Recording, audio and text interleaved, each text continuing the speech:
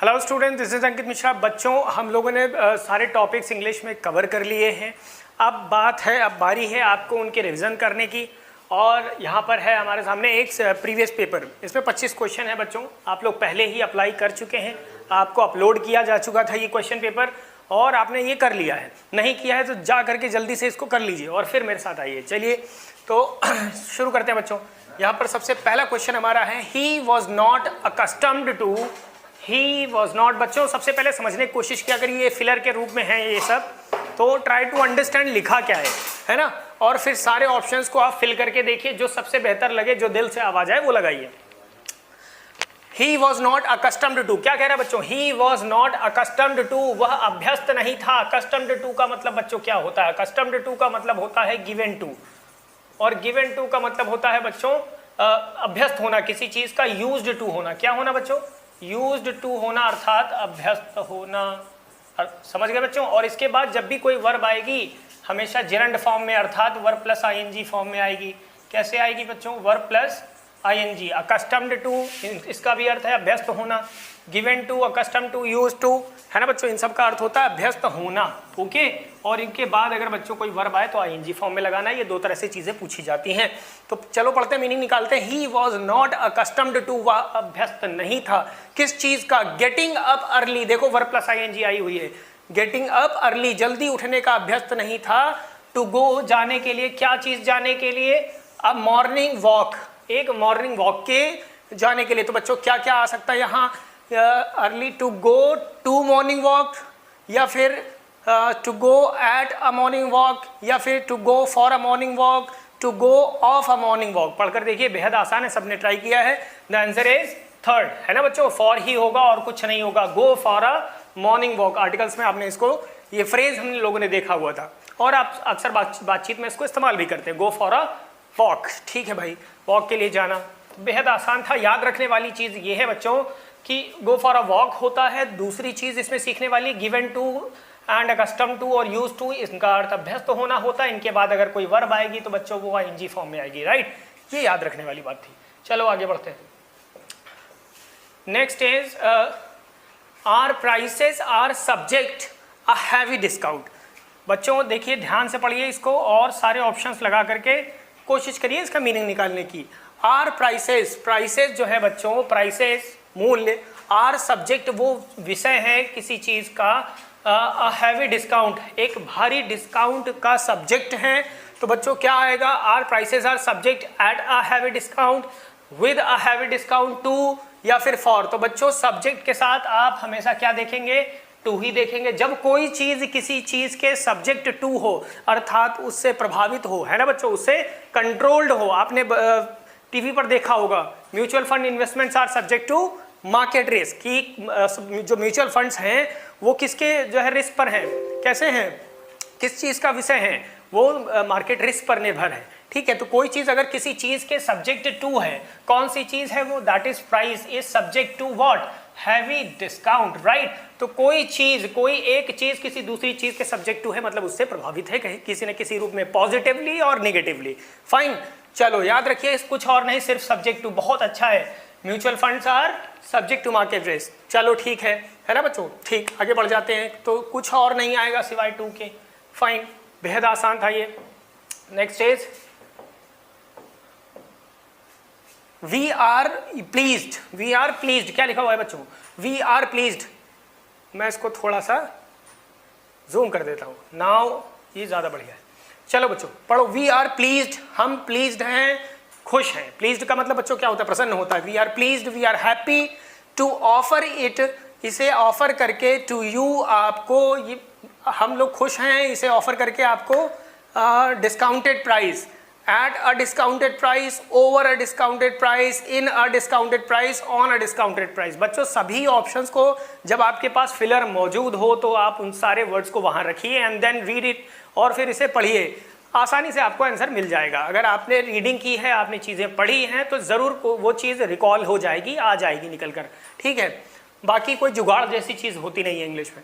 We are please to offer it to you, we are please, we are happy to, कि हम खुश हैं आपको ये चीज़ ऑफर करके एट अ डिस्काउंटेड प्राइस। क्या होने वाला है बच्चों? प्राइसेस के लिए एट शब्द आप यूज़ करते हैं, राइट। सो केवल एक ही प्रीपोजिशन है जो आ सकती है यहाँ प्राइसेस के लिए, that is at a good price आप यूज़ करते हैं, एट अ डिस्काउंट, है ना।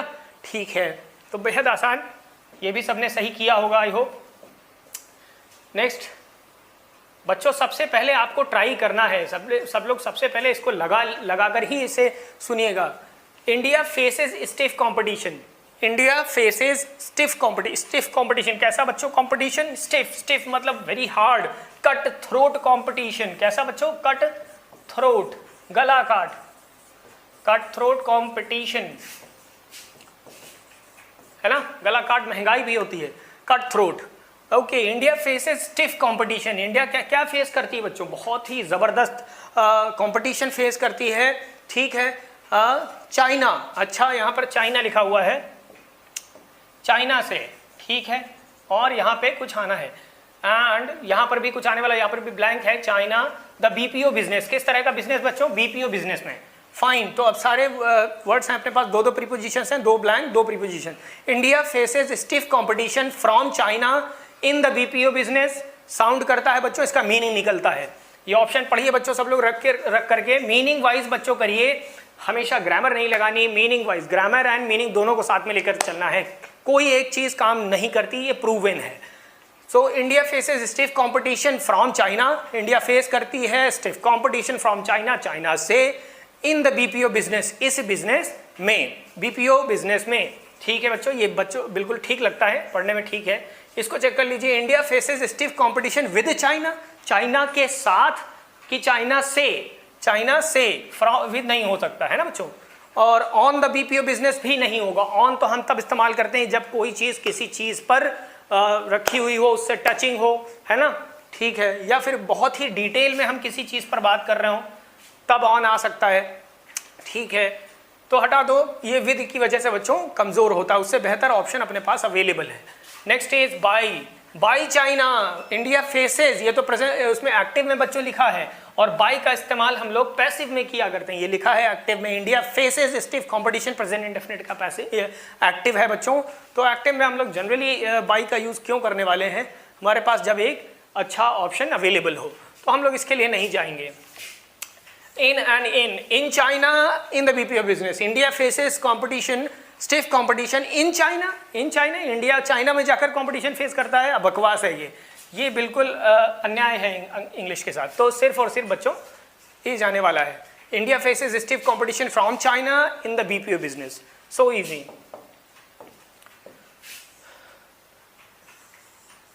यस, दे वर हैविंग, वो कर रहे थे, हैव कर रहे थे, कोई चीज़ प्राप्त कर रहे थे। इसेंशियल डिबेट, इसेंशियल मतलब बच्चों क्या होता है? इसेंशियल मतलब बेहद आवश्यक, है ना बच्चों। इसेंशियल मतलब इंस्ट्रूमेंटल, क्या बच्चों? इंस्ट्रूमेंटल, है ना। पिवटल, ये भी बच्चों इंपॉर्टेंट के लिए बहुत छोटे छोटे शब्द हैं, अच्छे अच्छे। Essential, they were having essential debate, वे बहुत ही एक बहुत ही आवश्यक डिबेट कर रहे थे। एक और वर्ड बच्चों लिख लो जो आपको ऑलरेडी आता है, इंपरेटिव मतलब भी बेहद जरूरी, और ये बड़े ही औपचारिक शब्द हैं, ये एग्जाम्स में पूछे जाते हैं इंपॉर्टेंट के लिए। They were having essential debate, debate चल रही थी, बहुत ज़रूरी डिबेट कर रहे थे, on the topic of child labour. किस टॉपिक पर बच्चों? ऑन, देखिए ऑन आया है किसी गहरे टॉपिक पर जब आप बात करते हैं, तो on the topic of child labour, child labour पर जब बात कर रहे थे इन ऑडिटोरियम, एक ऑडिटोरियम में, राइट। तो अब बच्चों हमारे पास दो options available. They were having the essential debate on the topic of child labour in a auditorium. तो बच्चों क्या ये दा तो एक बार चलो मान भी लिया जाए बच्चों, यहाँ आ जाएगा, लेकिन क्या आ यहाँ फिट होता है? नहीं होता, क्योंकि ऑडिटोरियम एक वॉवेल स्टार्टिंग वर्ड है, तो जनरली एन आना चाहिए, आ नहीं आना चाहिए, तो ये ग्रामेटिकली गलत है। दूसरा भी बच्चों देख लीजिए, दे वर हैविंग इसेंशियल, तो ये इसी तरह से ये भी यहाँ गलत होने वाला है। इसेंशियल शब्द जो है वॉवेल से शुरू है, एन आना चाहिए, आ नहीं आएगा, ये भी ग्रामेटिकली गलत है बच्चों, राइट। ये भी ठीक नहीं है, तो दो बच्चों गलत हो गए। थर्ड देखिए, दे वर हैविंग अ इसेंशियल या एन इसेंशियल होगा, ये ठीक नहीं है। Fourth, they were having an essential debate on the topic of child labor in the auditorium, बिल्कुल फिट होता है बच्चों, लगा दीजिए इसको, है ना बच्चों। एन इसेंशियल, एक आवश्यक debate on the topic of child labour in the auditorium. कहां पर बच्चों? In the auditorium. ठीक है, बिल्कुल बढ़िया। ओके, ऑल पैसेंजर्स, सभी पैसेंजर्स एंड क्रू, और सभी उसके जो साथ में चलते हैं बच्चों उनको कहते हैं क्रू, स्टाफ कह सकते हैं आप उसके। All passengers and crew of the plane, पता नहीं क्या दा आएगा आप डिसाइड करिए, of plane that hit the mountain, जिसने माउंटेन से जो भिड़ गया, है ना बच्चों, दैट हिट द माउंटेन, जो माउंटेन से टकराया, पेरिश्ड, क्या हो गया? पेरिश हो गया, मतलब बर्बाद हो गया, सत्यानाश हो गया। All passengers and crew of plane that hit the mountain perished, वो सब समाप्त हो गए। तो बच्चों ऑप्शंस यहाँ पर हमारे पास लिखे हुए हैं, इनको पढ़िए। All the passengers and crew, यहाँ पर देखिए दा है, आ है, आ। ओके, एक बार फिर से पढ़ लीजिए बच्चों। ओके, ऑप्शंस यहाँ पर लिख दिए जाएं।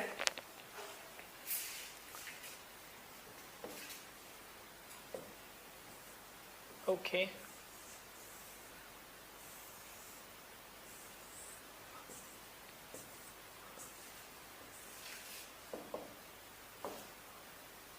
the first option is da a, B is a, and the C is da, and what was the D?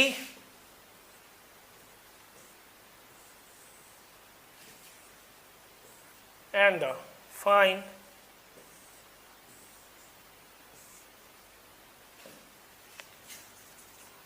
And the. Right. Guys जल्दी से पढ़ लो, ऑप्शंस यहाँ पर लिखे हुए हैं। All the,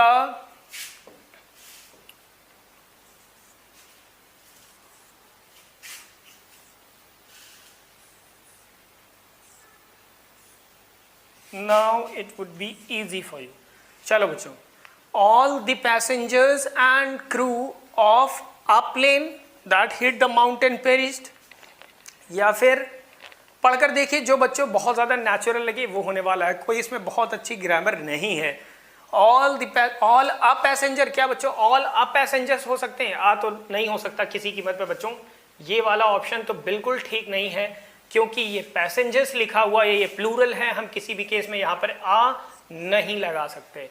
so this is absolutely incorrect, है ना बच्चों। नेक्स्ट देखिए, ऑल द पैसेंजर्स, बढ़िया लगता है, and crew of the plane, and crew of the plane, ये भी ठीक है। That hit the mountain perished, ठीक लगता है, कोई बुराई नहीं है। डी देख लीजिए बच्चों, डी भी नहीं हो सकता। ए और एन तो शुरू में इनडेफिनेट आर्टिकल तो आ नहीं सकते, क्योंकि यहाँ बच्चों प्लूरल नाउन लिखा हुआ है। So we have two options, पहला वाला और ये वाला। तो पढ़िए बच्चों, all the passengers and crew of a plane that hit the mountain, जिसने माउंटेन को, किसी हम विशेष प्लेन की बात कर रहे हैं, तो क्या हम आ लगाना चाहेंगे बच्चों यहाँ पर? ऑल द पैसेंजर्स, सभी passengers and crew of the plane, तो बच्चों ये किसी विशेष प्लेन की बात हो रही है जो माउंटेन से टकराया एंड गॉट पेरिश्ड, और समाप्त हो गया। तो we have a better option, हमारे पास दा के ऑप्शंस हैं। पहली बात तो नाउन ऑफ नाउन के केस में, नाउन ऑफ नाउन के केस में बच्चों पहले आप दा लगाते आए हैं, दा, है ना। The water of this river is pure, है ना। तो पहले वाले में तो बच्चों दा बिल्कुल ठीक है, all the passengers and the crew, ये ठीक है, कोई प्रॉब्लम नहीं है। बट बाद वाले में भी हमें लगाना चाहिए, क्योंकि यहाँ पर बच्चों क्या है, यहाँ पर एक विशेष प्लेन की बात हो रही है, राइट। तो यहाँ पर भी दा आएगा, आ तो किसी कीमत पे नहीं आए, क्योंकि एनी प्लेन की बात नहीं हो रही। आ का मतलब any plane, it was a plane, ये कोई एक प्लेन था नहीं, ये कोई एक प्लेन नहीं था, ये वो प्लेन था जो पहाड़ से टकराया एंड गॉट पेरिश्ड और एंड गॉट डिस्ट्रॉयड, है ना। तो बच्चों ये भी विशेष प्लेन की बात हो रही है। So in my point of view that is the most better one. ठीक बच्चों, बात समझ में आ गई? चलो आगे बढ़ते हैं। Fine, right.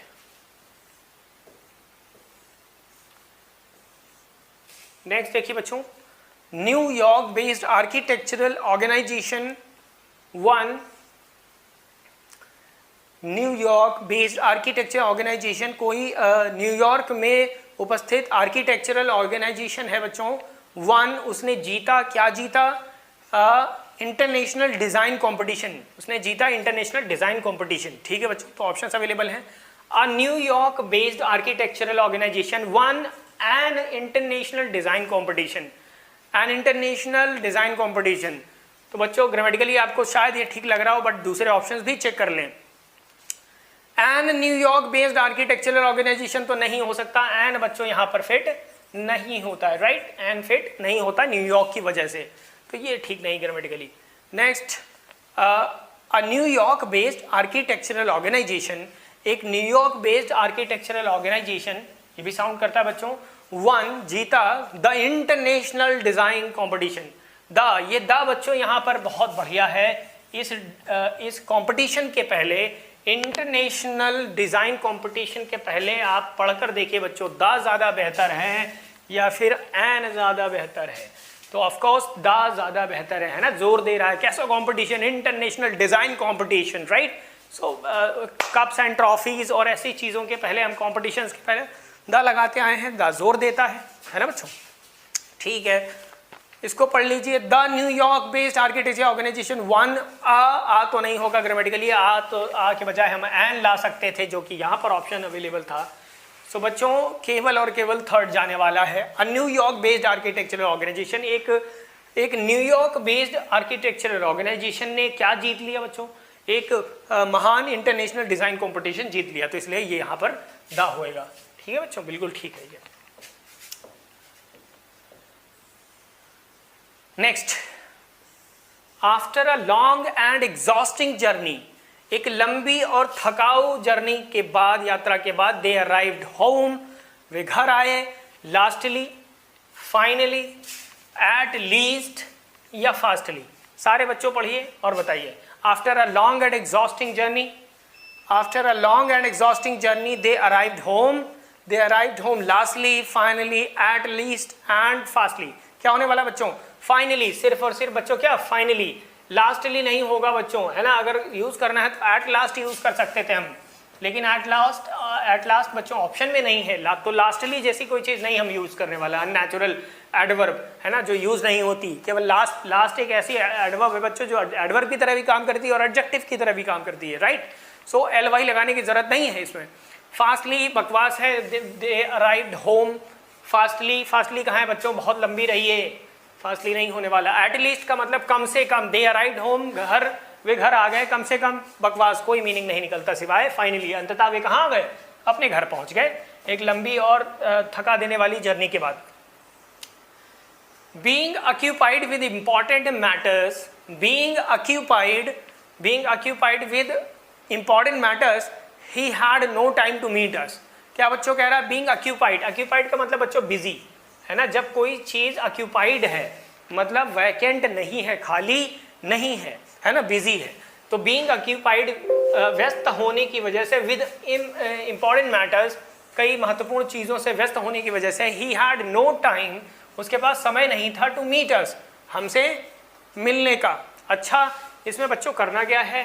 तो इंस्ट्रक्शन दिया है बच्चों यहाँ पर कि choose the option that best transforms, जो बेस्ट ट्रांसफॉर्म कर दे। ट्रांसफॉर्म करने का मतलब बच्चों क्या है? कि इसका रूप बदल जाए, राइट? ट्रांसफॉर्म करने का मतलब क्या? रूप बदल जाए। Transforms the given sentence as directed, जैसा डायरेक्ट किया गया। तो मतलब ये सेंटेंस यहाँ पर है और इसे हमें ट्रांसफॉर्म करना है इन सेंटेंसेस के साथ, इन सेंटेंसेस के साथ। फाइन,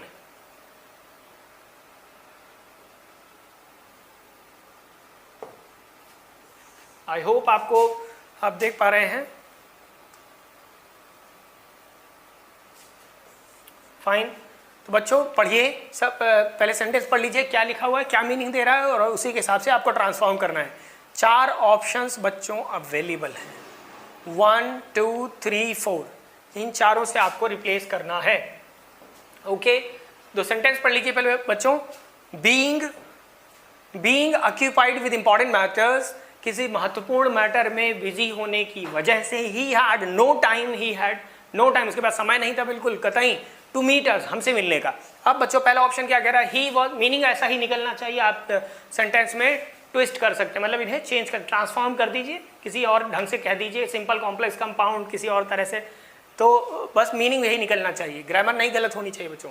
तो पहला sentence, he was so occupied, वो इतना बिजी था विद इंपॉर्टेंट मैटर्स, इन चीज़ों के साथ, that he had no time to meet us, उसे हमसे मिलने का समय नहीं था। So it gives a meaning, इसका मीनिंग निकलता है बच्चों, तो इट माइट बी करेक्ट, ये ठीक हो सकता है।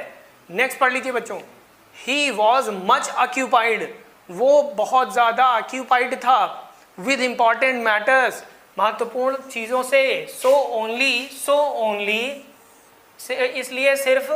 इसलिए सिर्फ he had no time to meet us, so only he had no time to meet us. So only थोड़ा कमज़ोर कर रहा है बच्चों इस सेंटेंस को, है ना। सो और ये मच भी ठीक नहीं है, इससे बेहतर अपने पास बच्चों सो डैश डैश डैश दैट, है ना बच्चों। सो ये कंजंक्शन में आपने पढ़ा है, so dash dash dash that, he is so weak, वो इतना कमज़ोर है, that he can not walk, कि वो चल नहीं सकता। ठीक वैसा ही was so occupied with important matters that he had no time to meet us, ठीक वैसा ही मतलब he was much occupied with important matters, so only unnatural है बच्चों, हटा दीजिए यहाँ से, कोई मतलब नहीं है इसका। He had no time to meet us, तो इसीलिए इसका कोई मतलब नहीं है। नेक्स्ट बताइए बच्चों, अगला ऑप्शन पढ़कर देख लीजिए।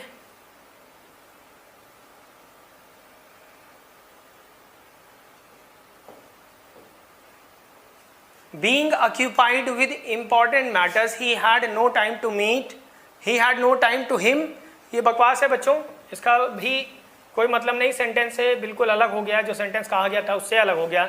उसमें तो उसी सेंटेंस को दोबारा यहाँ से लिखना शुरू किया गया बच्चों, यहाँ से दोबारा लिखना शुरू किया, फिर उसके बाद लिखा वी हैड नो टाइम, कि ही हैड नो टाइम, बकवास है बच्चों। Important matters occupied him, important matters ने ऑक्यूपाई कर लिया उसे, सो दैट, ताकि जिससे कि he could not see it, जिससे कि हमें वो मिल ना सके। इंपॉर्टेंट चीज़ों ने उसे ऑक्यूपाई कर लिया जिससे कि वो हमसे मिल ना सके। तो बच्चों क्या ऐसा मीनिंग दिया गया था वहाँ, क्या ऐसा कहा गया था? नहीं कहा गया था, ये कहा गया था कि वो इतना ज़्यादा बिजी था कि उसके पास मुझसे मिलने का समय नहीं था। और इसमें क्या कहा गया बच्चों कि इंपॉर्टेंट चीज़ों ने उसे ऐसे घेर लिया कि जिससे कि वो हमसे मिल ना सके। क्या इंपॉर्टेंट चीज़ें चाह रही थी हमसे ना मिले वो? नहीं, बकवास। तो बच्चों केवल एक सबसे बेहतर ऑप्शन अपने पास अवेलेबल है, that is he was so occupied with important matters that he had no time to meet us. So the best option goes first. Next देखिए बच्चों, choose the correct form of verb for the given sentence. ठीक है बच्चों, verb use करनी है। When I was learning to drive, क्या बच्चों पढ़िए। व्हेन आई वॉज, क्या बच्चों? व्हेन आई वॉज लर्निंग, जब मैं सीख रहा था, टू ड्राइव करना, माई डैड, मेरे पिता ने, लेट मी, मुझे करने दिया, हिज कार, अपनी कार को। क्या करने दिया बच्चों? When I was learning to drive, my dad let me to use his car, my dad let me use his car. बच्चों दोनों पढ़िए, my dad let me to use his car, या my dad let me use his car, या my dad let me used his car, या my dad let me using his car. तो बच्चों क्या होने वाला है? ये होने वाला है। लेट के बाद आप वर्ब की फर्स्ट फॉर्म लाते हैं बच्चों। क्या लेकर आते हैं? लेट मी गो कहते हैं। आप क्या कहते हैं? लेट मी गो कहते हैं, कि लेट मी टू गो कहते हैं, या लेट मी गोइंग कह देते हैं। क्या कहते हैं? लेट मी गो कहते हैं, है ना। तो लेट के बाद बच्चों हमेशा आप वर्ब की फर्स्ट फॉर्म लाते हैं बिना टू के, है ना, बेयर इन्फिनेटिव लेकर आते हैं। ठीक है, तो लेट मी यूज। ठीक है, नॉन फाइनाइट वर्ब में इन्फिनेटिव्स के बारे में पढ़ा था आपने, लेट के साथ कैसे हैंडल करना है। फाइन बेहद आसान था ये। ठीक है, next correct form of verb, he was charged, penalised, find and booked rupees इतने फॉर ड्रंकन ड्राइविंग। देखिए कितना बच्चों बढ़िया लिखा हुआ है, इसको पढ़िए, बहुत मज़ेदार है। और सारे ऑप्शंस को रख कर देखिए।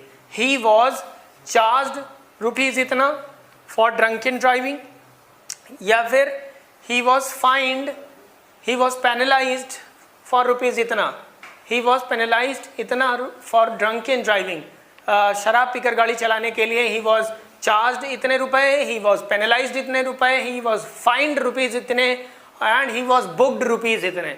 तो बच्चों बुक्ड तो किसी कीमत पे यहाँ पर नहीं आना चाहिए, क्योंकि यहाँ रुपए की बात हो रही है। बुक करने का मतलब होता है बच्चों किसी को गिरफ्तार कर लेना, एप्रेहेंड कर लेना, एप्रेहेंड कर लेना, राइट, गिरफ्तार कर ले। तो गिरफ्तार नहीं किया गया, he was rupees, he was, अब आप डिसाइड करिए बच्चों क्या होगा, ही वॉज चार्ज होगा, ही वॉज पेनलाइज्ड होगा या फाइंड होगा।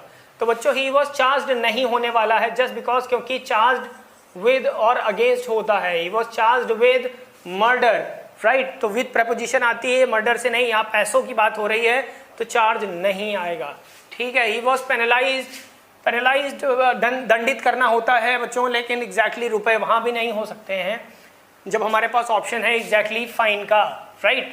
ही was find, he was fined rupees इतने, ही वॉज पेनलाइज्ड, और पेनलाइज के साथ अक्सर आप फॉर देखेंगे बच्चों, ही वॉज पेनलाइज्ड फॉर मिसडूइंग्स, है ना, कुछ गलत करने की वजह से, फॉर पेनलाइज्ड फॉर समबडी, किसी चीज के लिए किसी को पेनलाइज करना।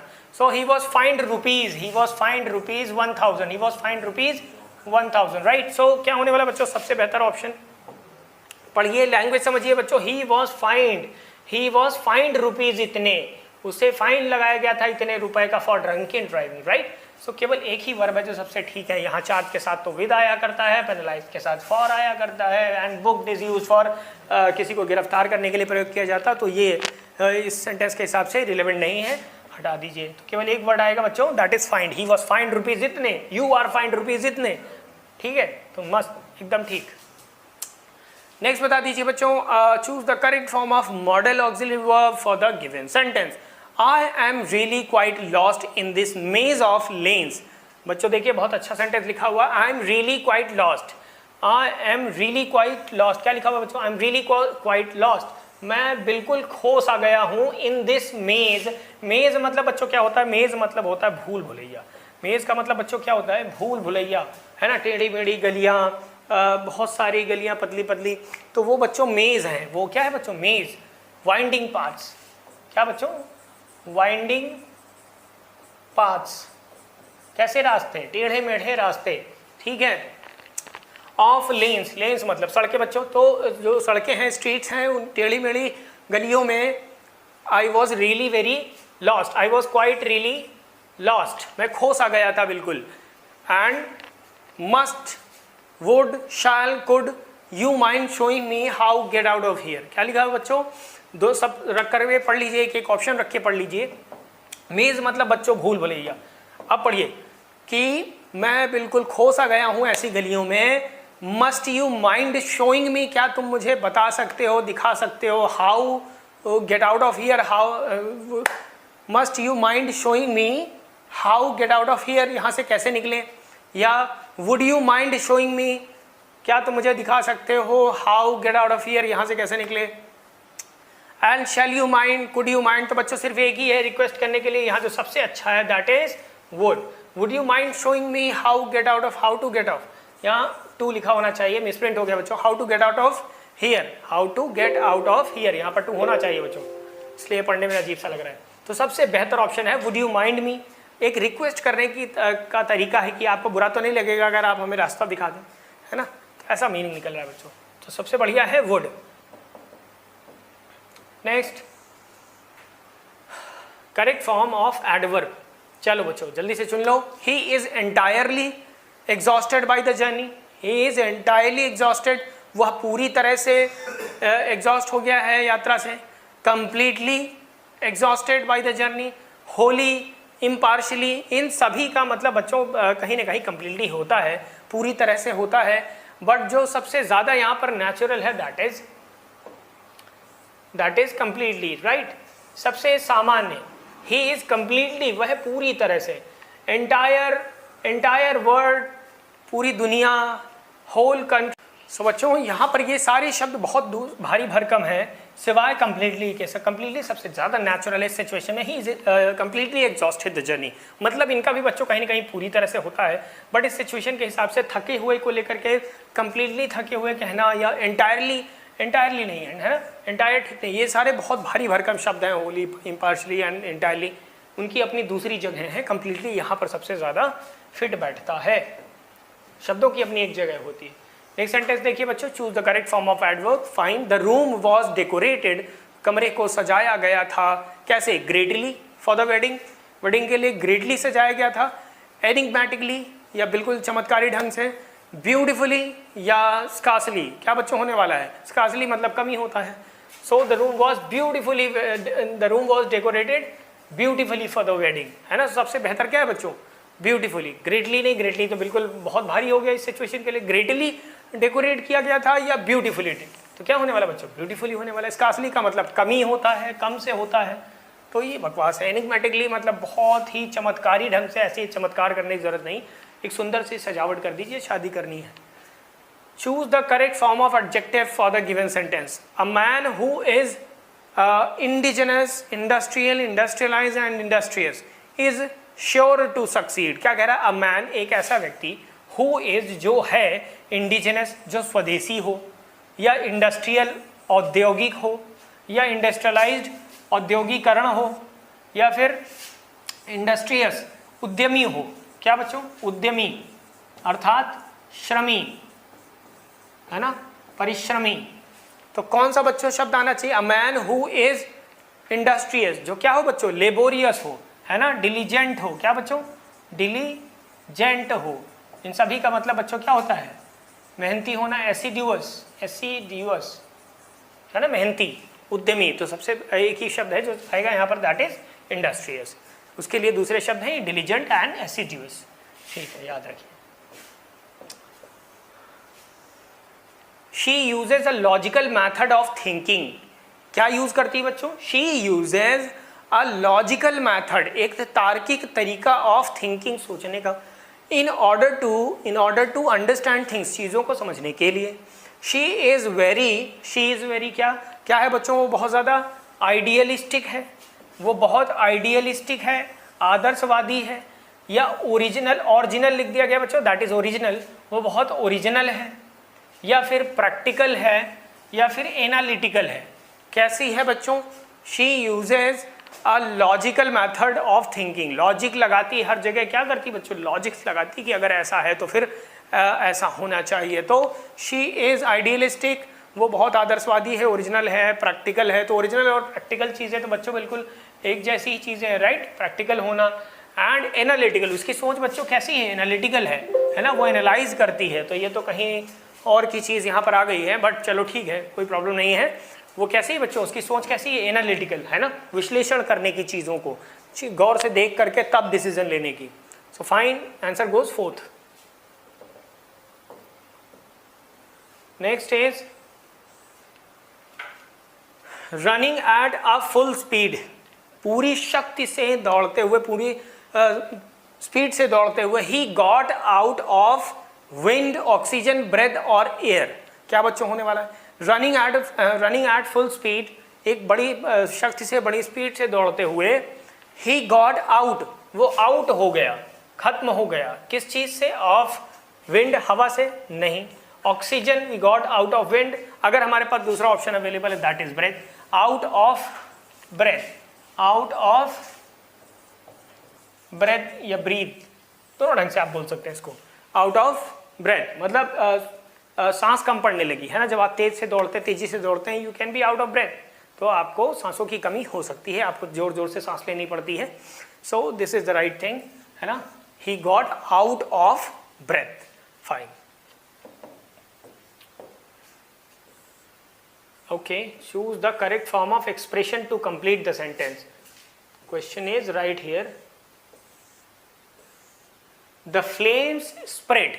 फ्लेम्स मतलब बच्चों क्या होता है, फ्लेम्स मतलब लपटें, आग की लपटें, ठीक। The flames spread, the fire spread in all, क्या बच्चों, इन ऑल क्या हो सकता है, सिर्फ और सिर्फ क्या होने वाला है, in all directions, in all manners हो सकता है क्या, इन ऑल वेज, सभी रास्तों में, इन ऑल प्लेसेस, सभी जगहों पर, या इन ऑल डायरेक्शंस, या सभी दिशाओं में आग फैल गई। लपटें, लपटें बच्चों कैसे फैलती हैं, सभी डायरेक्शंस में, है ना, लपटें कैसे बच्चों फैलती हैं, ये सभी दिशाओं में।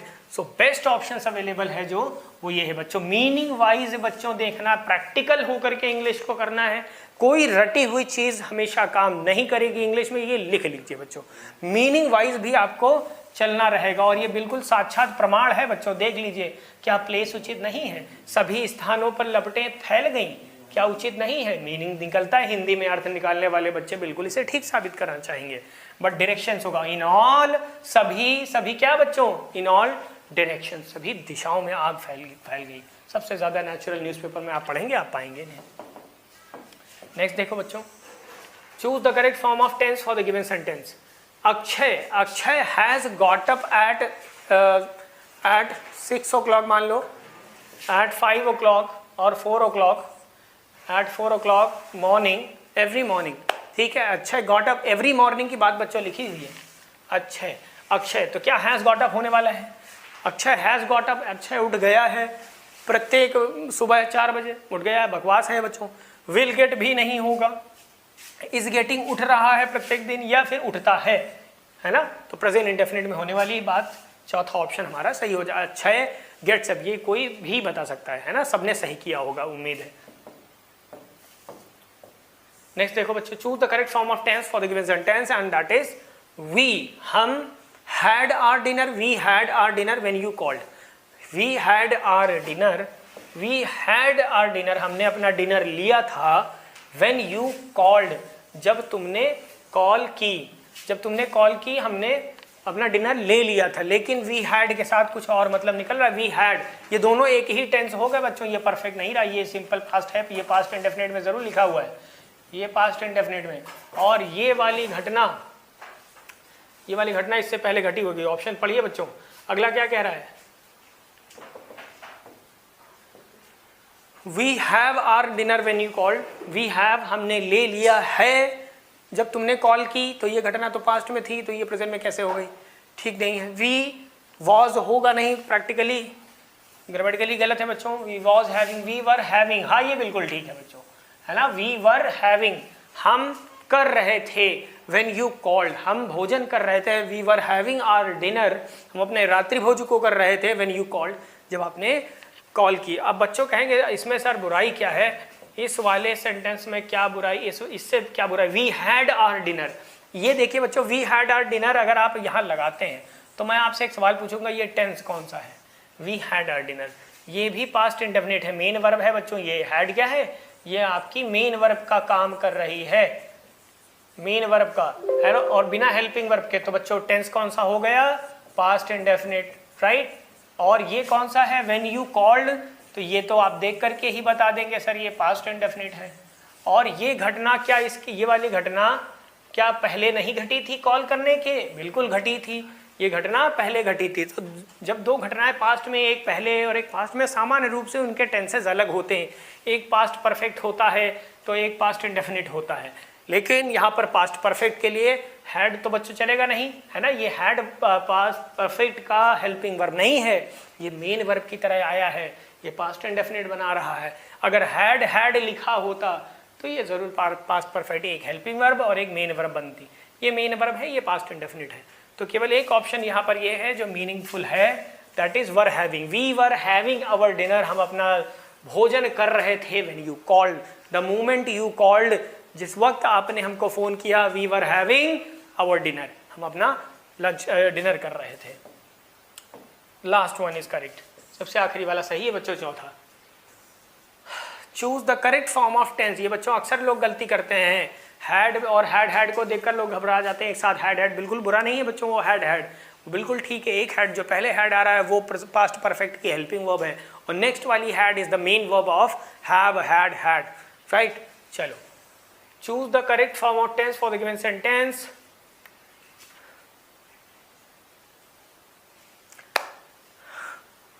बच्चों इसका क्वेश्चन कहीं चला गया है, has been recognizing, have recognized, okay मुझे समय दो, मैं लिख देता हूं यहाँ पर बच्चों।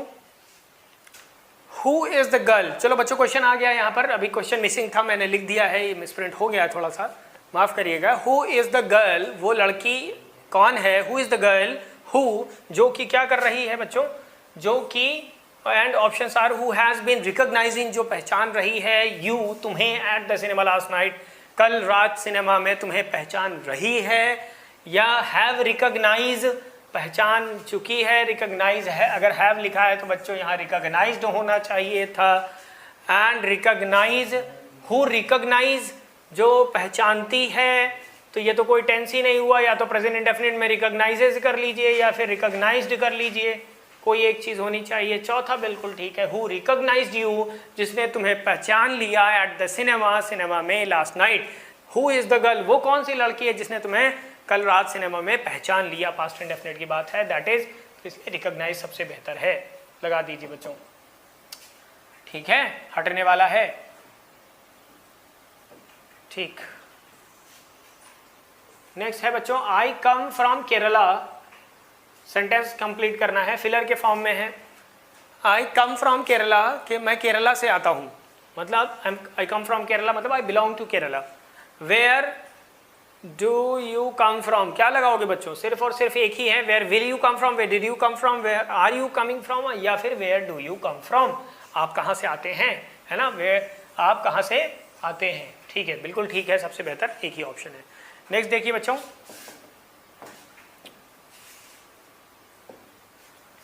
डू यू वॉन्ट, क्या आपको चाहिए, many glass of milk, another glass of milk, more glass of milk और ईच ग्लास ऑफ मिल्क। अब बच्चों आप लगा कर देखिए, और मैं आपसे रिक्वेस्ट करूंगा बी प्रैक्टिकल, अगर आप प्रैक्टिकल नहीं हुए तो आप इसमें से बहुत कुछ गलत करने वाले। तो डू यू वॉन्ट, क्या आपको चाहिए, मेनी, अगर मेनी होता तो बच्चों ग्रामेटिकली यहाँ पर ग्लासेस होना चाहिए, मेनी ग्लासेस ऑफ मिल्क, क्या आपको बहुत सारे ग्लासेस ऑफ मिल्क चाहिए, या फिर अनदर ग्लास ऑफ मिल्क, आपको दूसरा ग्लास ऑफ मिल्क चाहिए, है ना, एक पी चुके हैं आप और दूसरा भी मांग रहे हैं, तो बिल्कुल पॉसिबल है, हो सकता है। मोर, तो मोर के बाद भी बच्चों मेनी की ही तरह क्या होना चाहिए था, ग्लासेस होना चाहिए था, राइट, तो ये दोनों नहीं आने वाला। Do you want each glass of milk, आपको प्रत्येक ग्लास चाहिए, तो बच्चों क्या होने वाला है, अनदर, सबसे मीनिंग वाइज बच्चों ये दोनों ही गलत नहीं है, ये दोनों ही गलत नहीं है, ईच के बाद भी सिंगुलर आ सकता है बच्चों, ईच के बाद भी सिंगुलर आ सकता है, राइट, लेकिन ईच का मतलब do you want each glass, कई सारे ग्लास रखे हैं, क्या आपको प्रत्येक चाहिए, तो ये सुनने में बड़ा खराब सा लगता है कि आप मान लो मेहमान आए हुए हैं और या आप कहीं गए हुए हैं, राइट, एंड तो आपसे क्यों कोई अगर ये पूछे कि आपको प्रत्येक चाहिए है, तो ये ठीक नहीं है practically. Do you want another glass of milk, क्या आपको दूसरा वाला ग्लास भी चाहिए, ये थोड़ा ठीक है, प्रत्येक क्यों लेने लग गए हम, राइट, तो this is much better practically, ये प्रैक्टिकली बिल्कुल ठीक है। अनदर मतलब second of the two, another का मतलब क्या होता है बच्चों, सेकेंड, एडिशनल कह सकते हैं आप इसे, क्या कह सकते हैं बच्चों, एडिशनल, राइट, एक और चाहिए, है ना, मेरा फ्रेंड है कोई, मैं उसके लिए भी लेकर जा रहा हूँ, सो आई वांट अनदर वन, मुझे दूसरा वाला भी चाहिए, राइट, एडिशनल। अनदर का मतलब क्या होता है, एडिशनल, एक और, राइट, तो बिल्कुल ठीक है, प्रत्येक नहीं चाहिए भाई, ठीक है, प्रैक्टिकली भी प्रैक्टिकली। नेक्स्ट देखिए बच्चों, directors, another directors resigned in protest against the CEOs autocratic ways, या every directors resigned in protest against the CEOs autocratic ways, each directors, several directors. तो बच्चों डिसाइड कर लीजिए, मैं हिंदी मतलब बता देता हूँ, डायरेक्टर्स हैं किसी तरह के, अनदर, एवरी, ईच या सेवरल डायरेक्टर्स जिन्होंने रिजाइन किया इन प्रोटेस्ट विरोध में, इन प्रोटेस्ट विरोध में, इन प्रोटेस्ट विरोध में, अगेंस्ट किसके खिलाफ, against the CEOs autocratic ways, CEO के तानाशाही भरे ढंग की वजह से के खिलाफ उन्होंने क्या किया, प्रोटेस्ट किया, विरोध किया, डायरेक्टर्स। तो अनदर डायरेक्टर, तो अनदर के बाद तो नाउन सिंगुलर आनी चाहिए, दूसरे वाले डायरेक्टर ने, एवरी डायरेक्ट, एवरी के बाद भी सिंगुलर आना चाहिए, एवरी डायरेक्टर, प्रत्येक डायरेक्टर ने। In the same case each में भी नाउन सिंगुलर आनी चाहिए, ईच के बाद, राइट, सेवरल आएगा, क्योंकि सेवरल, मेनी, ये सब जो है बच्चों अपने बाद प्लूरल नाउन लेते हैं, तो क्या आ जाएगा, सेवरल आ जाएगा, सेवरल डायरेक्टर्स, क्या बच्चों, सेवरल डायरेक्टर्स, कई डायरेक्टर्स थे, बोर्ड ऑफ डायरेक्टर्स एक से अधिक होते हैं, तो उन्होंने उन सभी ने क्या किया, रिजाइन कर दिया in protest against the CEO's, a kind of behaviour, उनकी वजह से, किसी खास तरह के बिहेवियर की वजह से, ठीक है। नेक्स्ट आर्टिकल चुनना है बच्चों, it was an impossible task, तो बच्चों एन आएगा और दो जगह एन है, तो दो जो दूसरे वाले हैं वो बिल्कुल आप देख कर हटा सकते हैं कि इनमें से हमें देखना ही नहीं है, कोई आ ही नहीं सकता। क्यों नहीं आ सकता बच्चों? इट वॉज एन इम्पॉसिबल, यहाँ क्या आने वाला है, इसके पहले क्या आएगा? एन आने वाला है। It was an impossible task for her to climb the steep flight of stairs. तो एन अच्छा रहेगा, राइट, द की अपेक्षा भी एन ज़्यादा बेहतर रहेगा। ए तो नहीं आने वाला है ना, ये बिल्कुल गलत है 100%। ये तो एक बार हो भी सकता था कि भाई दा है, चलो आ जाएगा, लेकिन आप डिसाइड करिए। It was an impossible task, ये एक महत्वपूर्ण या बेहद मुश्किल कार्य था, या फिर it was the impossible task. It was the impossible task, task है बच्चों, तो आई विश की एन इज ज़्यादा बढ़िया है बच्चों। It was an impossible task, ये बहुत मुश्किल काम था, फॉर हर, उसके लिए, और वो मुश्किल काम क्या था? To climb the steep flight of stairs. बच्चों जो सीढ़ियों का समूह होता है वो कहलाता है बच्चों फ्लाइट ऑफ स्टेयर्स। ठीक, उसको प्लूरल आप इस तरह से बना सकते हैं। टू क्लाइंब द स्टीप मतलब खड़ी चढ़ाई थी, बिल्कुल सीढ़ियाँ कैसी थी? बिल्कुल खड़ी थी, है ना। और उसके लिए ये एक तरह का इम्पॉसिबल टास्क था। विद कैसे? विद एन आर्थराइटिक नी, एक आर्थराइटिक घुटने के साथ जिसमें आर्थराइटिस की बीमारी हो, या विद तो बच्चों यहाँ पर भी एन आने वाला, विद एन आर्थराइटिक नी, एक तरह का आर्थराइटिक नी था उसे। ठीक है, तो ये सबसे बेहतर ऑप्शन है। It was an impossible task for her to climb the steep flight of stairs with an arthritic knee. ठीक है बच्चों, तो सबसे बढ़िया है, लगा दीजिए। ठीक है, तो इसी के साथ आज की क्लास बच्चों खत्म होती है। ये प्रीवियस पेपर्स और भी अपलोड होते रहेंगे, and you have to try, आप करते रहिए, उनका सोल्यूशन हम लोग प्रोवाइड करेंगे बच्चों। यहाँ पर एक कंप्लीट डिस्कशन होता रहेगा, राइट। तो बिल्कुल सेट पेपर्स अप्लाई करते रहिए, रिविजन करते रहिए बच्चों, और पढ़ते रहिए। ठीक है बच्चों, जय हिंद, जय भारत।